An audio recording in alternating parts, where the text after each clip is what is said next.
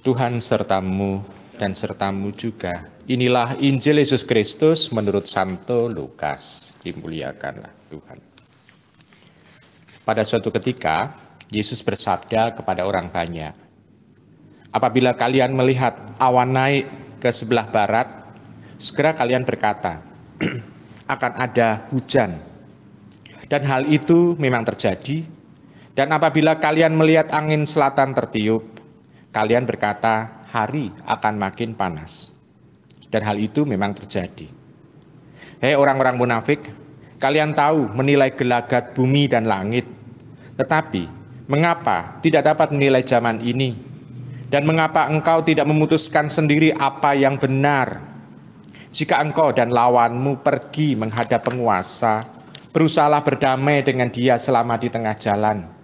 Jangan sampai ia menyeret engkau kepada hakim dan hakim menyerahkan kepada pembantunya dan pembantu itu melemparkan engkau ke dalam penjara. Aku berkata kepadamu, engkau tak akan keluar dari sana sebelum melunasi hutangmu. Demikianlah Injil Tuhan kita. Ibu, Bapak, Saudara-saudari yang terkasih dalam Tuhan, Tuhan Yesus berpesan bahwa orang itu pandai untuk membaca tanda-tanda yang dialami di luar. Kita juga tahu bahwa kalau kita itu perut kosong, kita merasa lapar dan kita butuh makanan. Jadi kalau ada makanan dan perut kita kosong, kita pasti akan lalu menyantap makanan itu dengan enak. Tapi kalau pas perut kita itu penuh, walaupun ada makanan yang enak di depan kita, kita seringkali juga akan menolaknya. Kecuali kalau itu memang orang yang mempunyai tipe gembulus, maksudnya gembul begitu, pemakan banyak. Tetapi kalau kita melihat bahwa gejolak yang ada dalam diri ini, itu sudah memberikan tanda-tanda dalam hidup ini. Kalau kita membutuhkan tidur, kita juga bisa membaca tanda-tanda, kita menguap, lalu kita mengantuk, lalu lemes badan, kita butuh tidur. Di sini kita bisa membaca tanda-tanda ini. Nah sekarang, kalau kita bisa melihat tanda-tanda hal yang fisik, hal yang ada di luar, mendung itu pasti akan hujan segala macam. Nah kita bisa membaca itu. Nah sekarang kalau kita bisa membaca tanda-tanda yang ada di dalam hati kita, ini apakah juga kita bisa membacanya? Ini zaman sekarang, maka kita harus bisa melihat hati kita juga. Jadi kita tidak hanya membaca bagian luar yang bisa kita lihat dengan mata, bisa kita rasakan dengan kulit kita, bisa kita dengar dengan telinga kita. Bukan hanya itu, tetapi apa yang terjadi dalam hati kita. Apa kita juga bisa melihat tanda-tanda yang ada dalam diri kita. Kalau misalnya kita merasa jauh dari Tuhan, tanda-tandanya sudah ada. Yakni apa? Kita jarang berdoa. Kita jarang melakukan kasih. Kita punya dendam besar. Di situ tanda-tanda bahwa Tuhan belum ada di dalam diri kita. Apalagi kalau kita melakukan kekerasan terhadap sesama. Itu tanda-tanda apa? Apakah Tuhan yang ada dalam hati atau justru setan yang ada dalam hati kita? Ibu bapak, kita bisa melihat tanda-tanda. Belum tentu apa yang keluar dari mulut itu menjadi tanda-tanda bagi diri kita sendiri. Bisa saja kita tersenyum sementara kita itu dendam. Kita bisa saja menangis sementara kita gembira hati kita. Jadi, di sini kita bisa melihat kadangkala yang terlihat, yang tampak itu tidak bisa menjadi tanda yang nyata. Jadi kalau kita jujur dengan diri kita bisa melihat ini. Ibu bapak sudah terkasih.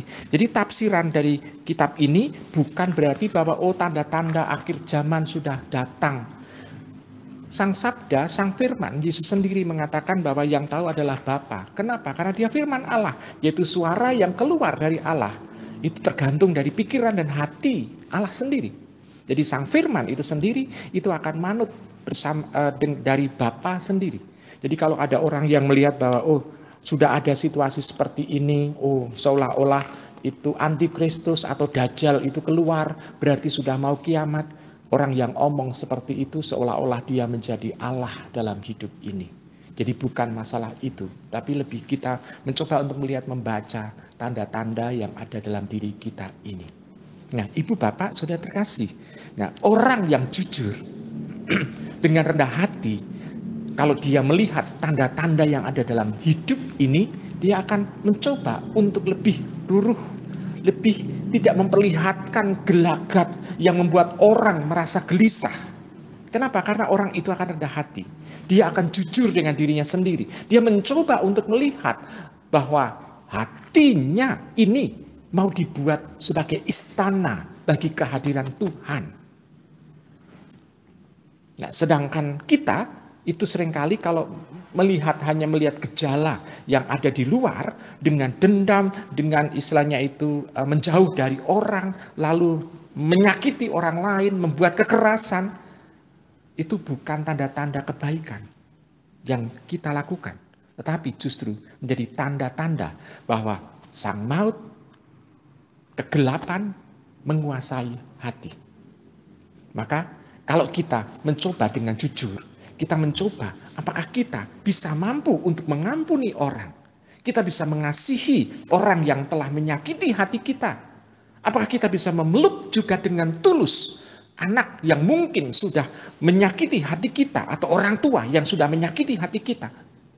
Ini menjadi tanda bahwa Allah Kristus ada dalam diri kita. Maka ibu, bapak, saudara-saudara yang terkasih, kita harus bisa melihat kemampuan diri kita sendiri. Ditandai dengan apa? Perumpamaan yang dibuat oleh Tuhan Yesus. Jika engkau berjalan bersama dengan musuhmu, maka berdamailah, berusahalah damai dengannya. Kenapa? Karena kita harus melihat kondisi kita. Siapa yang menjadi pembela kita kalau bukan Allah sendiri? Maka kita harus bisa mampu berdamai. Maka kita harus bisa berdamai dengan diri kita sendiri. Bukan mentang-mentang kita mempunyai apa yang kita miliki, segala macam kekayaan, segala macam mungkin senjata, segala macam mungkin juga orang-orang yang ada di belakang kita. Kita tidak akan bisa mengatakan, oh mereka pasti bisa membela saya sebagai pembelaan. Enggak, tapi kita harus berdiri sendiri. Maka tanda-tanda yang ada dalam diri ini sebetulnya demi untuk keselamatan kita sendiri. Maka mari kita mencoba untuk membangun kehidupan ini supaya hidup ini itu sungguh bisa menjadi jalan yang menyelamatkan bagi diri kita.